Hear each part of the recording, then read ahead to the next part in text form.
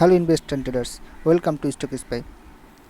आज का news spy series में हम बात करेंगे डीमैट का क्वार्टर फोर रिजल्ट। डीमैट का क्वार्टर फोर रिजल्ट पब्लिश हुआ है और उसी रिजल्ट को बिजनेस स्टैंडर्ड न्यूज़ चैनल में आज पब्लिश किया गया है। देखेंगे बिजनेस स्टैंडर्ड न्यूज़ चैनल में इसी क्वार्टर फोर का रिजल्ट को कैसे प्रेजेंट किया गया है। तो चलिए आज का जो न्यूज़ एनालिसिस शुरू करते हैं। अगर आप लोगों का भी ऐसा ही बिजनेस स्टैंडर्ड का न्यूज़ चाहिए कोई मार्केट के बारे में, तो मेरा चैनल को ज़रूर लाइक करना और सब्सक्राइब ज़रूर करना। तो चलिए आज का न्यूज़ एनालिसिस शुरू करते हैं। देखिए पहले क्या बताया गया। पहले बताया गया DMart quarter four PBT growth slow amid DMart quarter four PBT growth slows amid curbs EBITDA margin contract by 80 basis point. जो डीमैट का जो क्वार्टर फोर का ग्रोथ है वो ग्रोथ स्लो हुआ है और ईबीटा मार्जिन भी कॉन्ट्रैक्ट हुआ है। तो चलिए नीचे आ जाते हैं और देखते हैं न्यूज़ में और क्या क्या बताया गया है।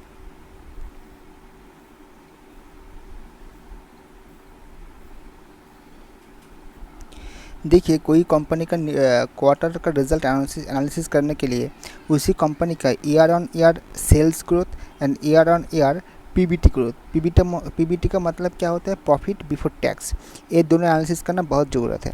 तो पहले देख लेंगे जो पीबीटी मार्जिन के बारे में इसमें क्या बताया गया। देखिए पीबीटी मार्जिन के बारे में बताया गया है इस पर जो क्या हुआ है, reported profit of PBT profit before tax of raised 346 crore for quarter ended March 31st 2020।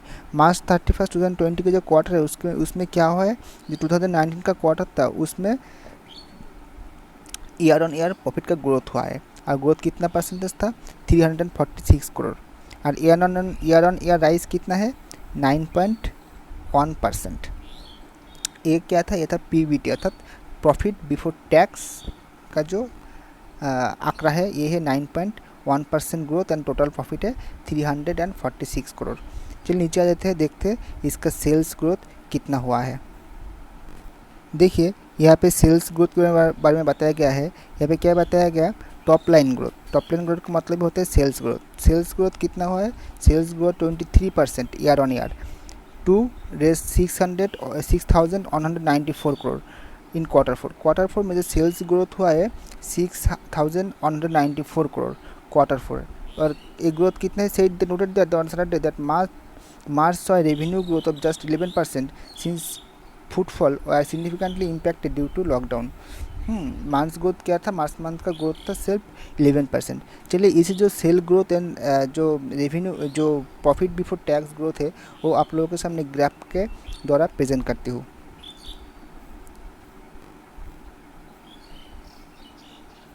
देखिए यहाँ पे एक ग्राफ प्रेजेंट किया गया है। पहले क्या लिखा हुआ है, नेट सेल, और इसमें क्या लिखा हुआ है, पीबीटी। नेट सेल में ग्रोथ कितना हुआ है, नेट सेल का ग्रोथ 2019 का जून का महीने में इसका ग्रोथ था 26.8%। उसके बाद सितंबर में ग्रोथ सिंक हुआ है और ग्रोथ होकर हुआ है 22.1%। ये क्या बोल रहा हूँ मैं, सेल्स ग्रोथ, कंपनी का कितना सेल हो रहा है, प्रोडक्ट सेल हो रहा है। दिसंबर 2019 पिछले साल 2019 दिसंबर का सेल कितना था, 23.9। और मार्च महीने में 2020 का मार्च महीने का सेल कितना था, 23। तो सेल का जो ग्रोथ है वो ठीक है, बराबर है, इसमें कोई घाटा अच्छा नहीं हुआ। जो जून महीने का जो सेल था वो ज़्यादा था, उसके बाद सेल घटता जा रहा है, लेकिन ऐसा कोई बड़ी गिरावट नहीं आया है। जो अर्थात मैं ये बताना चाहती हूँ, जो कोविड-19 का इफेक्ट इसका सेल के अंदर नहीं पड़ा है, क्योंकि सितंबर दिसंबर मार्च 3 महीने में इससे में 2023 22 ऐसा ही सेल का ग्रोथ होता रहता है। लेकिन इसके बारे में इसके बाद मैं देख लूँगा इसकी जो पीबीटी ग्रोथ की हिस्ट्री कैसा है। देखिए यहाँ पे बताया गया पीबीटी ग्रोथ कितना हुआ है, जून 2019 का पीबीटी ग्रोथ कितना था, 33%। सितंबर 2019 का पीबीटी ग्रोथ कितना था, 21.3%, अमाउंट ऑफ 403 करोड़। और जो दिसंबर का कितना था, 25.9%। लेकिन मार्च 2019 में क्या हुआ, सिंगल डिजिट ग्रोथ हुआ है, सिर्फ सिंगल डिजिट ग्रोथ हुआ है। 20 ये बहुत बढ़िया एक गिरावट है, बहुत बढ़िया एक गिरावट है, जो कंपनी के लिए एक नेगेटिव साइन माना जा सकता है। जो प्रॉफिट है, प्रॉफिट में घाटा कितना हुआ आप लोगों का पता है? 33.5% ग्रोथ था जून 19 में। अब ग्रोथ कितना हुआ? सिर्फ 9.01%। जो company year on year double digit sales profit growth दे रहा था वो सिर्फ 9.1% सिंगल डिजिट ग्रोथ दे रहा है। और ग्रोथ अमाउंट कितना है? 346 करोड़, सिर्फ 346 करोड़ रुपीज़ इस ये कंपनी का प्रॉफिट हुआ है। तो चलिए देखते हैं इसके नीचे और क्या क्या लिखा गया है। लिखा गया है challenges are likely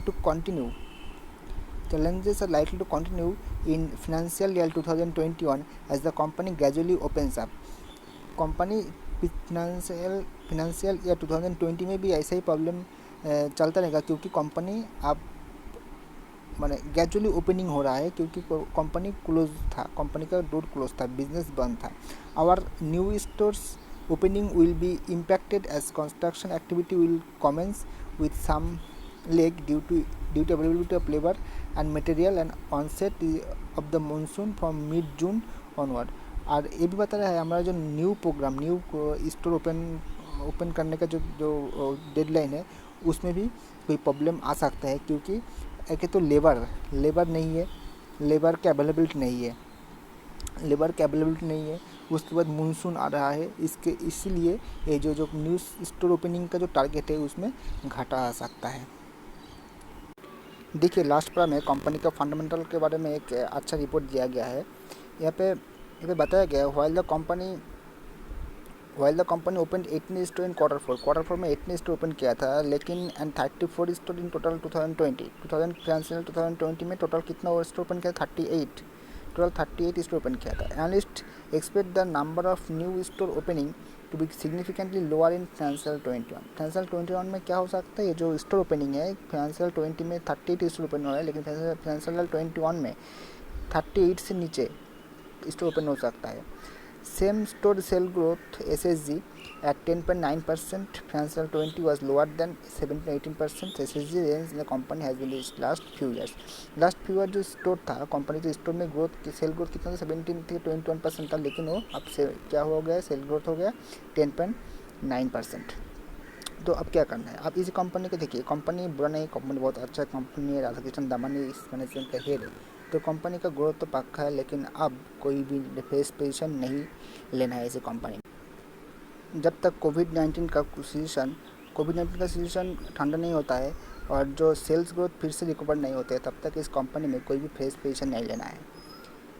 और जिन लोगों का पोजीशन है उन लोगों का पोजीशन होल्ड करना है, क्योंकि अब कंपनी में कॉन्सोलिडेशन पीरियड देखा जा सकता है। तो यही था आज का न्यूज़ एनालिसिस। अगर आप लोगों का इसी न्यूज़ का PDF चाहिए तो मेरा डिस्क्रिप्शन बॉक्स में जरूर चेक करना, अपने इसको जो रिज़ल्ट है उस रिज़ल्ट का एक PDF अटैच कर देता हूँ। Thank you.